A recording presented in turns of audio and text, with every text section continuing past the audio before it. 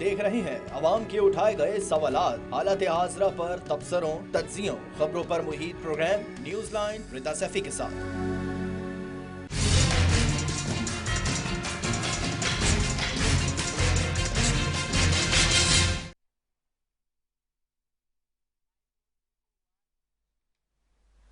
अस्सलाम वालेकुम, मैं हूं रिदा सैफी। नाजरीन, शहबाज शरीफ हुकूमत को वजूद में 1 माह से जायद गुजर जाने के बावजूद मुल्क अभी तक सियासी गैर यकीनी और माशी बहरान का शिकार है। हुकूमत से बुनियादी और रूटीन के फैसले भी नहीं हो पा रहे हैं। सरकारी फैसला साजी जो है वो जाम हो चुकी है और ब्यूरोक्रेसी कंफ्यूजन का शिकार है। बुनियादी वजह हुकूमत के अपने अंदर गैर यकीनी किसी सूरत हाल है। जराये के मुताबिक नून लीग के सीनियर अरकान कबल अज वक्त इलेक्शन के हामी है। इस इलेक्शन के कराने के कबल अज वक्त हामी नवाज शरीफ साहब और कंपनी भी है इस वक्त जमात के अंदर। वफाकी हुकूमत माशी एतबार से इस वक्त फैसले करने से बिल्कुल कासिर नजर आती है। वफाक में फैसला साजी का बुरान वाजे है।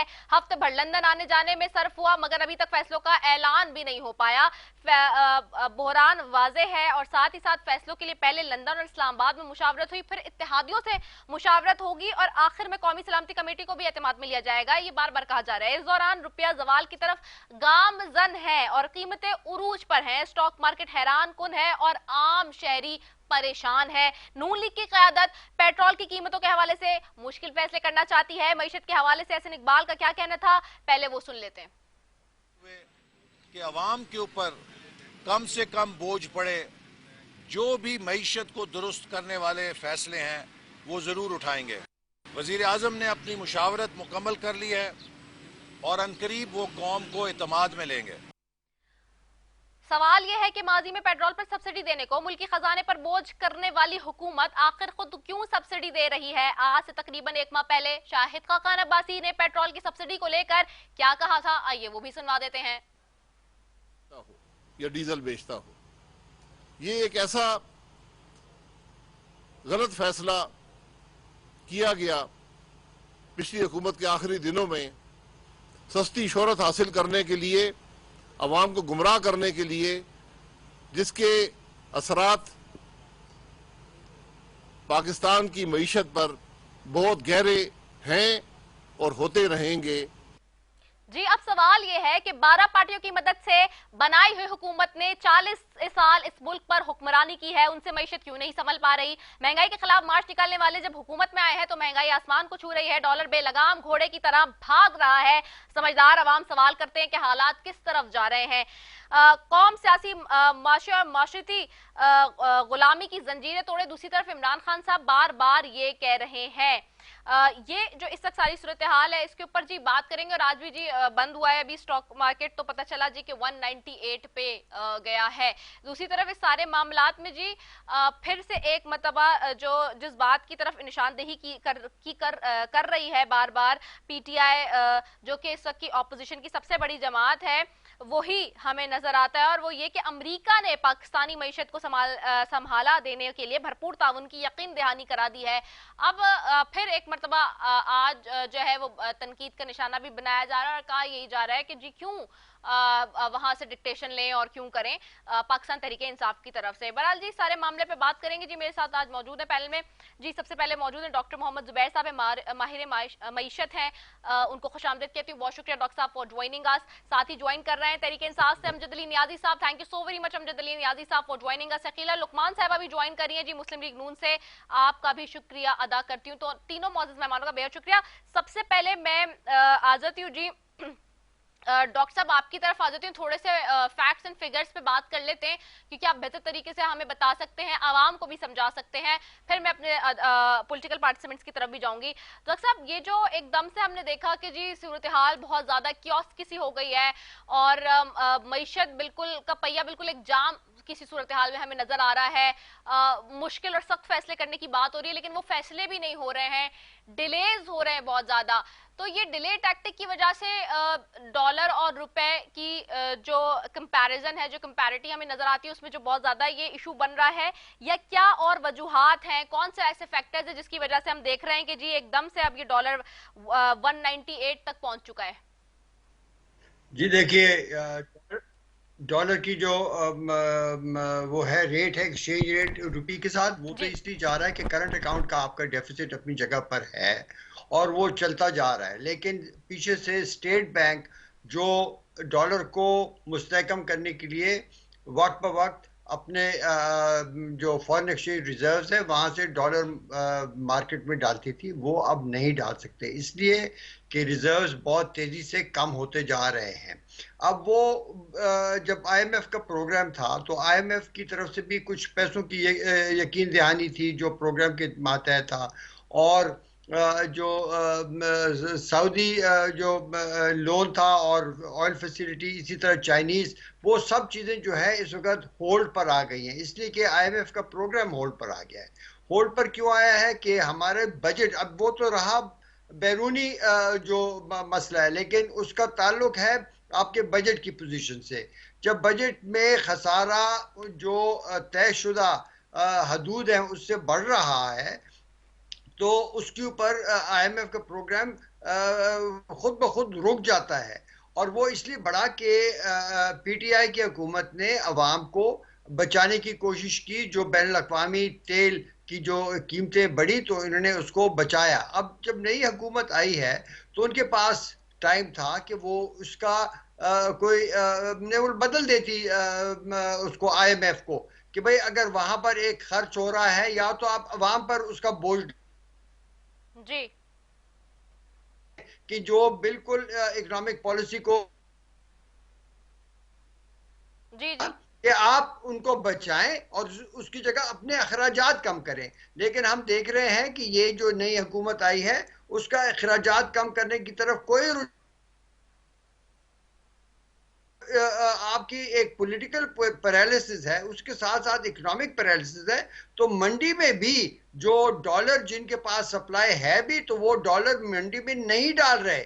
जब नहीं डाल रहे, बड़ी मार्केट थिन हो गई है, मतलब कि जो डॉलर के जो खरीदो फरोख्त है रोजाना, तो उस पर वो बहुत कम हो गया है। तो जरा भी डॉलर के ऊपर डिमांड आए तो वो डॉलर की कीमत बढ़ती जाती है। तो ये जब तक ये जो गैर यकीनी माहौल है ये ख़त्म नहीं हुआ, या आप जाएं एक अर्ली इलेक्शन की तरफ और एक इंटरिम गवर्नमेंट को ये जो मुश्किल वो है इकदाम हैं वो लें और इस मुल्क को बचाएं। इस वक्त सियासी मकासद के लिए हमारे मुल्क को, उसकी मईशत को वो बिल्कुल समंदर में छोड़ दिया गया कि वो जहां जाती है जाए।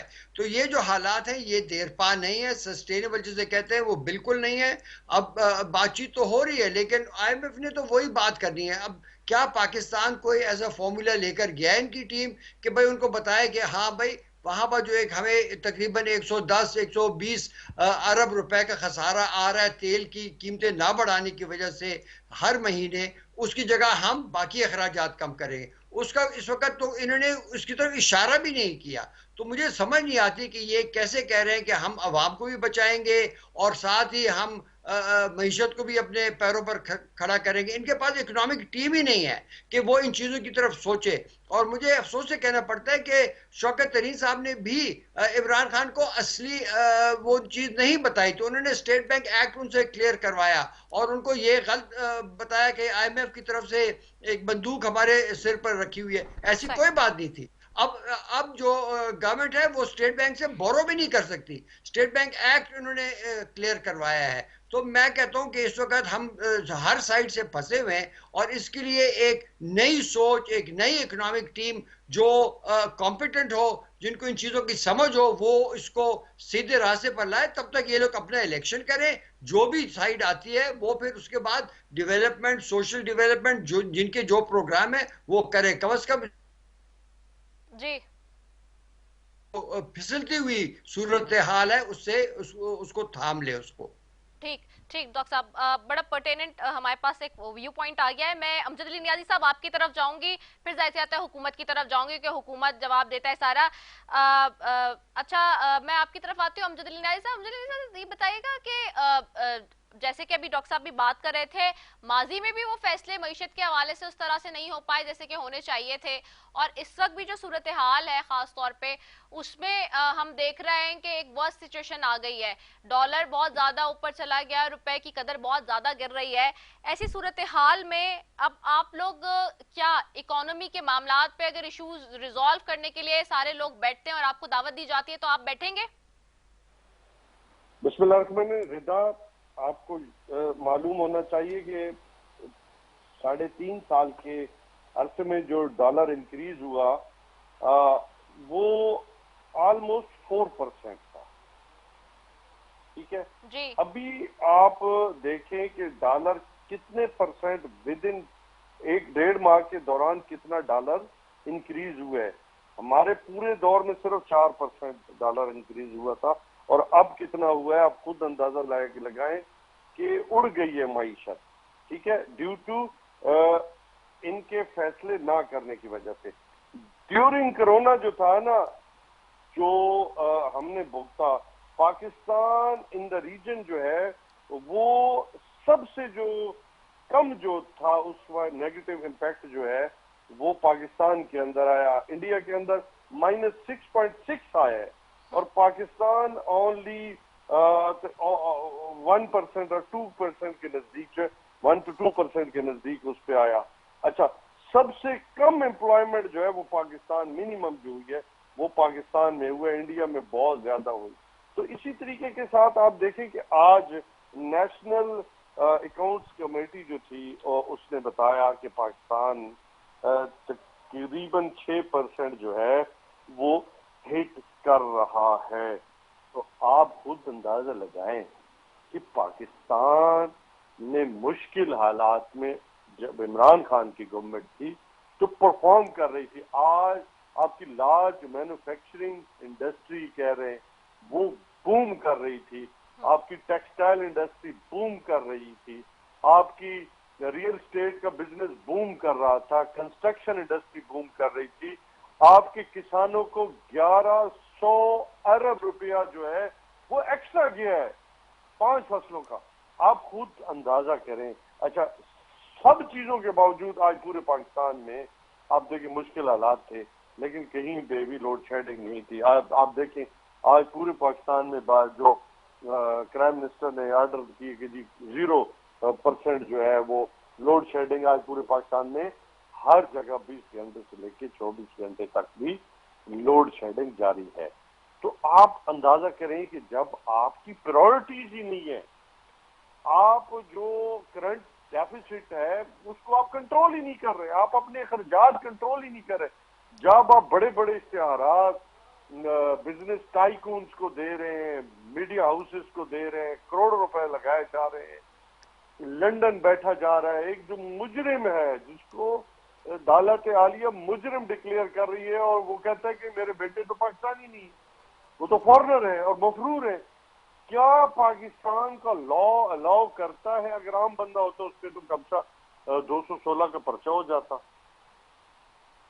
और आप खुद सोचें कि पाकिस्तान को आप जब फैसला साजी ना, क्या श्रीलंका बनाना चाहते हैं या बनाना रिपब्लिक बनाना चाहते हैं, ये मेरा सवाल है।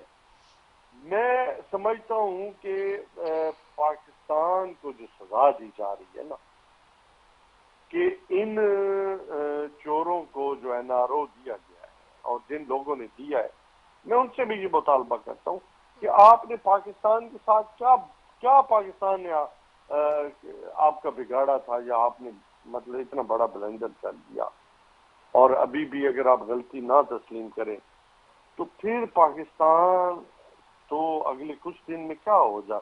आपका 6 अरब डॉलर उड़ गया, आपके पास रिजर्व नहीं रहे, आप इंटरनेशनल लेवल पे आपको रिकॉग्नाइज नहीं किया जा रहा, आप फैसला साजी नहीं कर सकते, क्या करना चाहते हैं।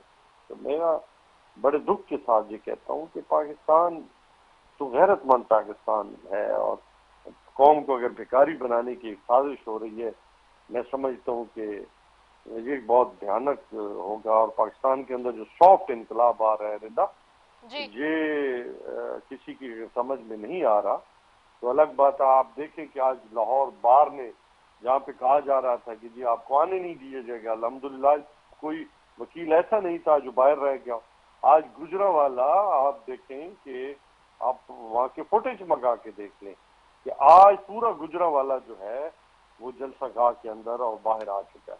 तो आप देखें तब्दीली कितनी बड़ी है। अगर आप सोच नहीं पा रहे, समझ नहीं पा रहे, आंखें बंद कर लिए कबूतर, तो अलग बात है। सही। अच्छा, शकीला साहिबा की तरफ जाती हूँ। शकीला साहिबा, डेफिनेट सी बात है, आप हुकूमत के अंदर हैं इस वक्त। अभी डॉक्टर जुबैर साहब ने जो बात की वो भी हमारे सामने, अमजद इल्नियाई साहब जो बात कर रहे हैं वो भी सामने। सख्त फैसले करने हैं। आप लोग तो माजी में हुकूमत चलाते रहे हैं, आपका ही स्टेटमेंट था कि जी हम आएंगे तो इसहाक डार साहब 130 पे वापस ले आएंगे डॉलर को 10 दिन के अंदर अंदर। तो अब ये क्या हुआ कि 198 पे पहुंच गया? जी बिस्मिल्लाह रहमान रहीम, थैंक यू रिदा। अच्छा, पहले ये बताएं कि ये हमें आए हुए कितना अर्सा हो गया, 4 हफ्ते के 5 हफ्ते हुए हैं।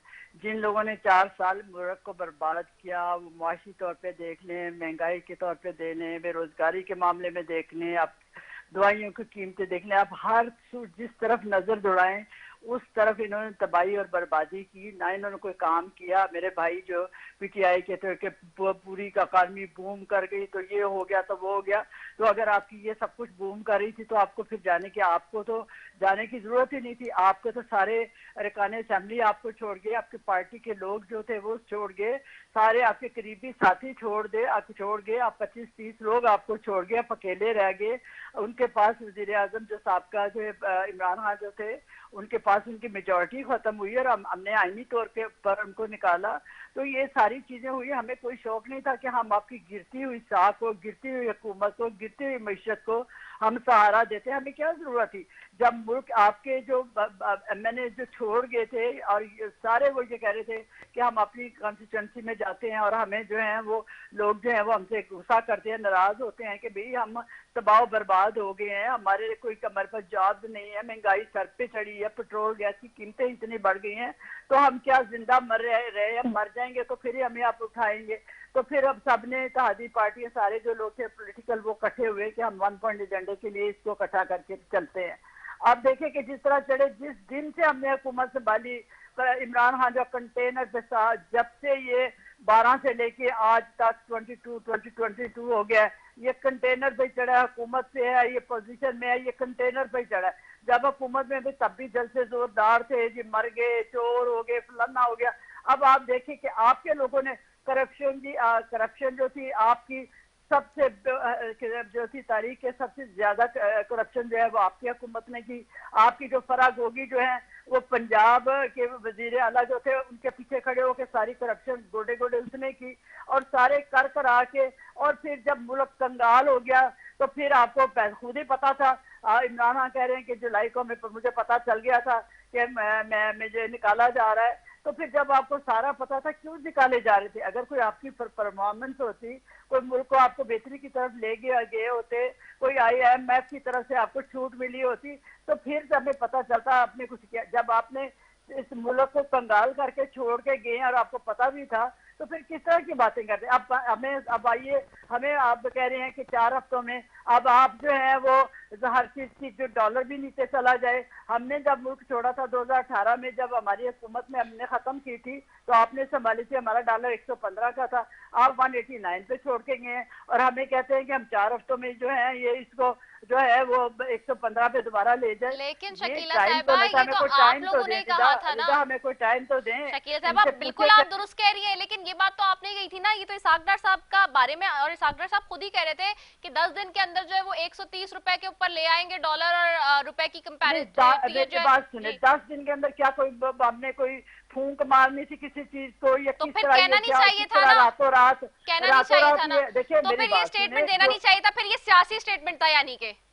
नहीं, मुझे नहीं पता, ना मैंने दी है, ना मैं कह रही हूँ, ना मैंने सुनी है। ये बात आप कह रहे हैं तो मैं कुछ कह नहीं सकती, लेकिन ये बताएं कि जब इतने हालात डाउन हो जाएं, क्या उसके लिए टाइम नहीं चाहिए? 4 सालों में जिन्होंने बिल्कुल कुछ नहीं चाहिए, किया, लेकिन आप लोगों के हाथ में ये बागडोर रही है इस मुल्क की, आपको मईशत के मामला हमें पता है। हमें टाइम तो दें, कुछ टाइम को 2-4 महीने तो गुजरने दें, ठीक है, तो फिर बात करें। कुछ 6 महीने गुजरने दें, कोई साल तो गुजरने दें, कोई 1 साल तो गुजरने दें। जिन्होंने 4 साल नहीं की, वो कंटेनर पे चढ़ के ऐसे बांगे देते हैं और कहते हैं कि जिस तरह हमने कुछ किला फतह कर लिया है। कभी कोई नैरेटिव बना लेते हैं, कभी कोई नैरेटिव बना लेते हैं। पहले नैरेटिव पेपर हला हला के कहा कि बैरूनी साजिश में, क्यों बैरूनी साजिश? बैरूनी मुल्क जो है अमेरिका जो है, जो हमारे जैसे मुल्क पाकिस्तान जो गरीब मुल्क है, सुन ले एक सेकंड के लिए, क्या इन्होंने फतह कर लिया था? क्या मईशत बहुत बढ़ गई थी? क्या हमने कोई एटम बम बना दिया था तो वो उनको हमारे से खतरा हो जाता? तो वो ये बातें करते हैं। जब अमेरिका वाले उधर से आते हैं तो फिर उनके तो आगे आंखें बिछाते हैं, उनके जहाँ वो पैर रखते हैं, ये हाथ रखते हैं, ये उनकी इतनी कदर और कीमत करते हैं। तो फिर जो है फिर हमें ये कहते हैं कि उन्होंने कि अपर अंदरूनी साजिश भी होगी, बैरूनी साजिश भी होगी। अब ये कोई ना कोई नैरेटिव होता है, कुछ कहानी गढ़ते हैं। अब जो है मैं यहीं से आऊंगी, आपके पास से आऊंगी, कमर्शियल ब्रेक पे जा रही हूँ, आप ही के पास से आऊंगी, कमर्शियल ब्रेक पे जाना है। I have to go for short commercial break. आप ही के बात से आऊंगी, आपके जुमले से आती हूँ। Stay tune.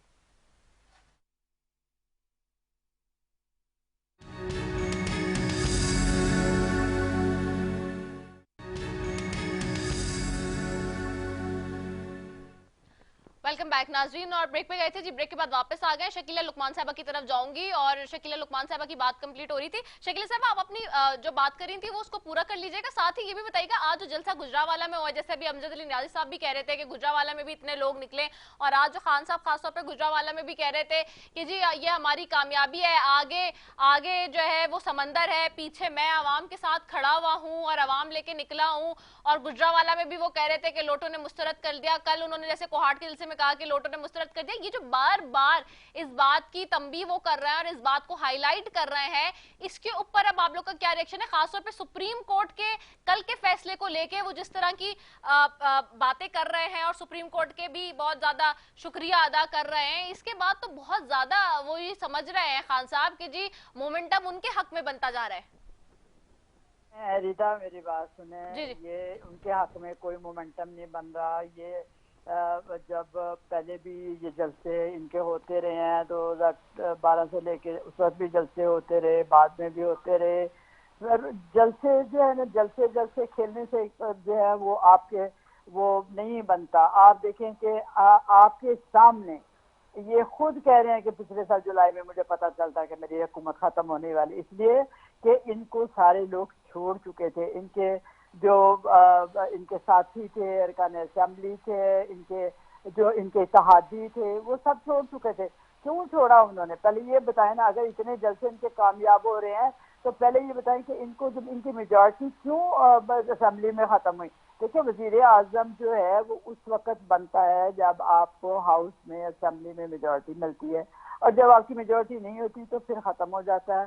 फिर इन्होंने खुद भी ये कहा था कंटेनर में खड़े हो, जी मैं तो अल्लाह का शुक्र है कि ये इन्होंने कर दिया और मेरे लिए तो बहुत अच्छा हो गया है कि मेरे लिए ये वोट ऑफ नो कॉन्फिडेंस लाए। तो फिर बाद में रोने क्यों बैठ गए? फिर क्यों इन्होंने बहाने बनाए, कभी इधर की कहानी कभी उधर की कहानी, फिर यहाँ तक इसको इन्होंने आइन को रोंदा, अपने पाँव तले रोंदा, और सारे जो जिन लोगों ने वोट दिए उन सबको इन्होंने गद्दार जो है बना दिया। तो मेरा मतलब ये है कि ये क्या बातें करते हैं, ये इनके क्या नैरेटिव है, क्या इनकी बात का कोई इतनी झूठी बातें करते हैं, इनकी बातों में कुछ सच्चाई नहीं होती। ये कभी किधर निकल जाते हैं, कभी किधर निकल जाते हैं। आप देखें कि इन्होंने रमजान में लैलतुल कदर वाली रात में क्या बात की थी कि पैगंबर जो थे वो अल्लाह का पैगाम लेके वो दुनिया में लेके आते थे, और आप लोग भी जो मेरा पैगाम लेके पहुंचे। ये भी आप क्या ये कोई बात, कोई कितनी अजीबोगरीब बात, अल्लाह तौबा इस्तग़फ़ार, ये शिरक कर रहे थे उस वक्त। तो मतलब कौन सी बात इनकी सही है? ये झूठ में मुबनी सारी बातें करते हैं, ये चोट डाल के, और लोग इनका तमाशा देखने करने जो है ना वो आ जाते हैं। अब जब इनको खुद, जब अगर ये इन्होंने खुद ये साबित हो गया, जब इनके against vote of no confidence साबित हो गया कि कोई इनके साथ नहीं है, तो आप समझे अब ये इस तरह से बच्चे थे। इनकी जब हुकूमत में थे उस वक्त इन्होंने कोई काम नहीं किया, कोई इन्होंने क्या क्योंकि जो है इनके पास कहने को कुछ भी नहीं है, सवाए दूसरों को गालियां देने के, चोर कहने के अलावा इनके पास कोई मतलब कोई और चीज नहीं है कहने को। फिर बाहर का नैरेटिव बना देते हैं कि भाई मेरे खिलाफ साजिश हुई। तो ये क्या स्टोरियां हैं? आप काम करके दिखाएं, आप कुछ साबित करके दिखाएं। आपने जो हमें, आप मेट्रो बस का आप हमें ताना देते थे, आपने वो मेट्रो बस कितने सालों में आज तक कंप्लीट ही नहीं, अभी भी इनकम्प्लीट चल रहा है काम। और इतना पैसे ऊपर पैसा लगा दिया आपने। आपके ऊपर तो कई केसेस है, हम क्या बात कर रहे हैं, आपके पास फॉरेन फंडिंग का केस है। हमें फॉरेन फंडिंग का केस, शकीला साहिबा sorry to cut you between, foreign funding का केस तमाम पार्टीज का है, सिर्फ पीटीआई का नहीं है। देखें वो उनका ये बात नारिदा कहें, उनका 7-8 साल पुराना केस है, उनके पास हम हमारे पास सबूत है। सारी पार्टीज का है ना, लेकिन शकीला लुकमान साहिबा मेरी बात सुने, अगर मेरी ये कोई कंपटीशन किस तरह आप कर रहे हैं? एक कल केस आया है, अभी कुछ आपके पास है नहीं। तो देखिए इलेक्शन कमीशन का मामला है, उसने करना है, वो तो करे, फैसला देगा ना सारी पार्टीज के हवाले से ओवरऑल उसने फैसला देना है। हमें कोई ऑब्जेक्शन नहीं है, हमारे ऊपर भी करें, बिल्कुल एविडेंस लाएं, इनके अगेंस्ट एविडेंस साबित हो चुके हैं। इन्होंने अपने जो है पैसे डुबाए थे, इन्होंने। अच्छा फाइनली ये बता दें शकीला साहिबा, चले ये तो इनकी बात हो गई ना, आप लोग भी वही काम कर रहे हैं। हालांकि मुझे याद है 2013 में पार्टी पॉलिसी के तहत मुस्लिम लीग नून को ये हिदायत जारी की गई थी कि जब माजी में जो हुकूमतें करके चली गई उसके ऊपर बात नहीं करेंगे। मुझे याद है 2013 में जब आपकी हुकूमत आई थी तो नवाज शरीफ साहब ने और पार्टी की एग्जीक्यूटिव जो बॉडी है उसने ये फैसला किया था मिलके कि जी कोई भी जो माजी की कारकर्दगी हुकूमत की उस पर बात नहीं करेंगे, अपनी परफॉर्मेंस के ऊपर ज्यादा बात करेंगे। लेकिन अनफॉर्चुनेटली मुझे वो चीज कम नजर आ रही है इस दफा, जैसे आपने हुकूमत की है। तो अब मुझे ये बताएं, आप लोगों ने जो सख्त फैसले करने का सोच लिया है, ठान ली है, हो रहे हैं, कुछ किया जाएगा, सब्सिडी दे रहे हैं, नहीं दे रहे, क्या फाइनलाइज हुआ है? देखें मेरी बात सुने, सब्सिडी का मामला भी देखने, इसने इमरान हुकूमत ने कितना इसको गलत काम किया। जब इसको पता चल गया कि इसकी हुकूमत खत्म होने वाली है, एक हफ्ते पहले से 12 रुपए की इसने जो कीमतें बढ़ाई, फिर 10 रुपए की, इसको जब पता चल गया कि मेरी हुकूमत जारी, इसने 10 रुपए की जो है वो सब्सिडी दे दी। अब ये देखें कि हम तो अब मुश्किल फैसले करने वाले हैं, मुश्किल फैसले करने के लिए तैयार हैं हम, लेकिन ये है कि ये जो महंगाई का अब तूफान छोड़ के गया है, उसके ऊपर तो बात हम जो अपना नवाज शरीफ साहब ने ये कहा था कि हम अपनी कारकर्दगी पे बात है, हम तो हमेशा अपनी कारकर्दगी के ऊपर बात करते हैं। अब ये देखिए हर रोज जलसा कर रहा है, और जो ये बातें कर रहा है, जो ये कर रहा है, क्या हम उन चीजों का कहीं तो हमें थोड़ा बहुत जवाब देना है कि नहीं? ठीक है, बहुत शुक्रिया शकीला लुकमान साहिबा आपका, अमजद अली न्याई साहब आपका, डॉक्टर मोहम्मद जुबैर आपका, आप तीनों मौजूद मेहमानों का बेहद शुक्रिया। नाजरीन, क्या होना है और क्या नहीं, और क्या हो रहा है और किस तरह हो रहा है, इसका फैसला आप बेहतर तरीके से कर सकते हैं। दूसरी तरफ हम ये भी देख रहे हैं कि आज शेख रशीद साहब ने जो है वो एक बात ही की है जो कि करनी बहुत ज़रूरत है, वो ये कि निगरान वज़ीर आज़म के लिए उन्होंने कहा है इंटरव्यूज पिंडी इस्लामाबाद में हो रहे हैं, और उन्होंने दावा किया है कि सितंबर में इलेक्शन के हवाले से कि जी नज़र आ रहे हैं और उसी के लिए निगरान वज़ीर आज़म के लिए इंटरव्यूज़ किए जा रहे हैं। जी पिंडी इस्लामाबाद में ये कौन कर रहा है इंटरव्यूज़, क्यों हो रहे हैं इंटरव्यूज़, ये उसका बेहतर जवाब वही दे सकते हैं। लेकिन अगर ऐसा होता है और सितंबर में अगेन वही इलेक्शन की बात होती है तो फिर डेफिनेट सी बात है निगरान सेटअप आ जाएगा। और अब देखना ये कि जो इत्तेहादियों ने और मुस्लिम लीग नून ने मिलकर ये बात तय किया है कि जी 2023 अगस्त तक लेके जाएंगे इस हुकूमत को, क्या वो होगा या फिर जो शेख रशीद साहब कह रहे हैं उनकी प्रेडिक्शन सही साबित होगी। इसी के साथ जी अपनी मेजबान रसफी को दीजिए इजाजत। पाकिस्तान जिंदाबाद।